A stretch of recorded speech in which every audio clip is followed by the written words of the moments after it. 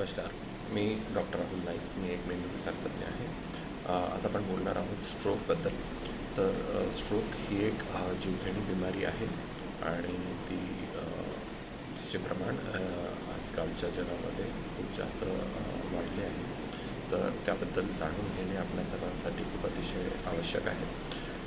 तर स्ट्रोक म्हणजे काय असतं? तर स्ट्रोक म्हणजे मेंदूचा कुठला तरी एक भाग अचानक निकामी होणे, सडनली त्या भागाचे काम बंद होणे. तर हे कशामुळे होऊ शकतं? याचे दोन प्रकार असतात. पहिला प्रकार जो जास्त कॉमन आहे, त्याच्यामध्ये रक्ताची एक गुठळी मेंदूला सप्लाय करणाऱ्या रक्तवाहिन्यांमध्ये जाऊन अडकते. मेंदूच्या त्या भागाचा रक्तपुरवठा खंडित होऊन तो भाग निकामी होतो. आणि दुसरा प्रकार म्हणजे जास्त रक्तदाबामुळे मेंदूची कुठली नस फुटून मेंदूमध्ये रक्तस्राव होतो. त्यामुळे सुद्धा मेंदूचा तो विशिष्ट भाग काम करणे अचानक बंद करू शकतो. तर याच्यामध्ये असं होतं की वेगळ्या वेगळ्या भागाचे मेंदूचे वेगळे वेगळे काम असतात आणि कुठला भाग डॅमेज झाला आहे त्यानुसार वेगवेगळी लक्षणे स्ट्रोकची असू शकतात. तर स्ट्रोकची लक्षणे ओळखण्यासाठी आपल्याकडे काही निमोनिक आहेत, जसं की बी फास्ट असं आपण जर लक्षात ठेवलं तर बी म्हणजे बॅलेन्स. एखाद्या व्यक्तीचा अचानक तोल जायला लागतो, त्याला व्यवस्थित चालता येत नाही आहे, बॅलेन्स बनत नाही आहे, तर हे स्ट्रोकचं लक्षण असू शकतं. दुसरं ई म्हणजे आयसाईट. अचानक कुठल्या एखाद्या व्यक्तीला दिसणे बंद झाले एक डोळ्यामध्ये किंवा दोन्ही डोळ्यांमध्ये, हे सुद्धा स्ट्रोकचं एक लक्षण असू शकतं. F is face. तोंडाचा वाकडेपणा होणे, तोंडाची एक बाजू खाली पडणे, हे जर लक्षण अचानक कोणामध्ये दिसतंय तर हे पण एक स्ट्रोकचं लक्षण असू शकतं. ए इज आर्म म्हणजे अचानक हाताची कमजोरी होणे, हातामधून वस्तू निसटून पडून जाणे किंवा हेवी वस्तू उचलता न येणे. देन स्पीचमध्ये आपण जसं म्हणतो की बोबडी वळणे, ज्याच्यामध्ये शब्द स्पष्ट ऐकू येत नाहीत असे होणे.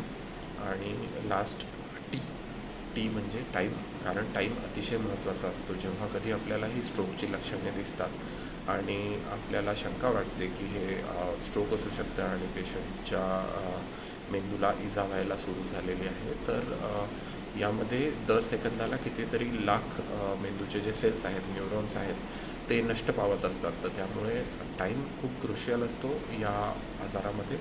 त्यामुळे लवकरात लवकर जर पेशंटला आपण हॉस्पिटलला घेऊन आलो, बरोबर वेळेमध्ये पेशंटचे निदान झाले आणि त्यांना काही औषधे आपण चालू केली, तर स्ट्रोकला पूर्णपणे 100% रिव्हर्स करणे शक्य आहे. त्यामुळे टाईम खूप इसेन्शियल असतो या बिमारीमध्ये आणि लवकरात लवकर ही लक्षणे ओळखून पेशंटला हॉस्पिटलमध्ये घेऊन येणे गरजेचे असते. तर रिस्क फॅक्टर्स काय आहेत की हे स्ट्रोकची आजार कोणत्या व्यक्तीमध्ये होण्याची शक्यता जास्त असते? एक्झॅक्ट आपण प्रेडिक्ट करू शकत नाही, पण रिस्क फॅक्टर्स जे आहेत, जे स्ट्रोकसोबत कॉमनली पाहिले जातात, ते आपण सांगू शकतो. आणि त्या रिस्क फॅक्टर्सपैकी काही असतात जे नॉन मॉडिफायबल असतात, ज्यांना आपण बदलू शकत नाही, आणि काही मॉडिफायबल असतात जे आपण ज्याच्यावरती लक्ष देऊन आपण ते रिस्क फॅक्टर्स कमी करू शकतो. तर नॉन मॉडिफायबल रिस्क फॅक्टर्स म्हणजे एज. जसं की जर जास्त वय असेल तर त्या व्यक्तींमध्ये स्ट्रोकची रिस्क कमी वयाच्या व्यक्तीपेक्षा जास्त असते. पण काही कारणांमध्ये यंग व्यक्तीमध्ये पण स्ट्रोकचा आजार होऊ शकतो. आपण असं नाही म्हणू शकत की एखाद्याचं वय 25-30 आहे आणि त्याला हे सर्व लक्षणे दिसत आहेत तर हा स्ट्रोक नाही. हा पण स्ट्रोक असू शकतो, बट रिस्क एजनुसार वाढत जाते. मग रेस, एथनिसिटी आणि सेक्स, ह्या सगळ्या ज्या गोष्टी आहेत ह्या नॉन मॉडिफायबल रिस्क फॅक्टर्स आहेत. यामध्ये आपण चेंज नाही करू शकत. म्हणजे मॉडिफायबल रिस्क फॅक्टर्स आहेत, ज्यामध्ये मोस्ट कॉमन येतात हायपरटेन्शन म्हणजे उच्च रक्तदाब. ज्यांना कोणालाही बी पीचा आजार असतो, बी पीच्या गोळ्या काही दिवस घेऊन बंद करून टाकतात, मग बी पी पुन्हा वाढून जातो.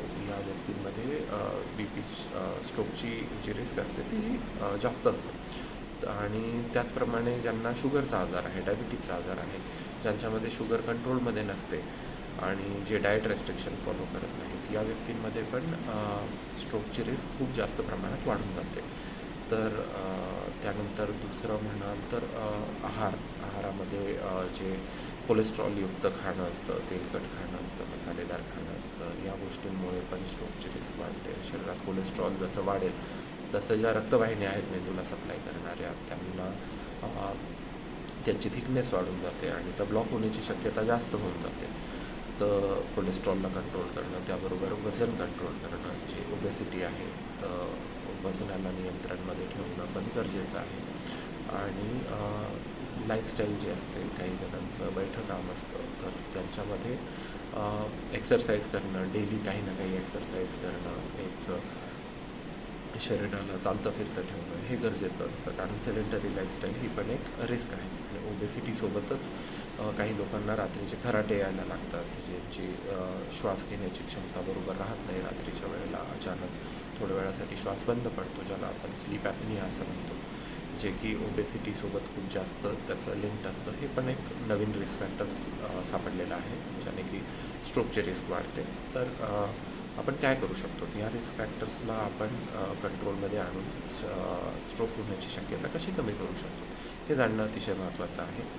तर जे मॉडिफायबल रिस्क फॅक्टर्स आहेत, जसं मी सांगितलं की उच्च रक्तदाब, BPचा त्रास, शुगरचा त्रास, यासाठी आपण रेग्युलरली डॉक्टरांकडे जाऊन चेकअप करणं, औषधोपचार वेळेवर घेणं आणि यांना कंट्रोलमध्ये ठेवणं हे सगळ्यात महत्त्वाची गोष्ट आहे. नंतर आपल्या लाईफस्टाईलमध्ये जसं की डेली एक 30 ते 40 मिनटाची एक्सरसाइज करणे आणि आहार व्यवस्थित ठेवणे, आहारामध्ये फायबरचं प्रमाण, प्रोटीनचं प्रमाण जास्त ठेवणे, ऑइली गोष्टी कमी खाणे, या सगळ्या गोष्टींवरती आपण भर देऊ शकतो. आणि जर असा आजार झालाच आपल्या कुटुंबामध्ये किंवा आजूबाजूला कोणाला तुम्हाला असं आढळलं की ही लक्षणे दिसत आहेत, तर त्यांना लवकरात लवकर हॉस्पिटलमध्ये घेऊन येऊन लवकरात लवकर इलाज चालू करणे गरजेचे आहे. कारण स्ट्रोक हा पूर्णपणे ठीक होऊ शकतो. त्यासाठी आपल्यामध्ये अवेअरनेस असणं आणि लवकरात लवकर इलाज घेणे जरुरी आहे. ठीक आहे, धन्यवाद.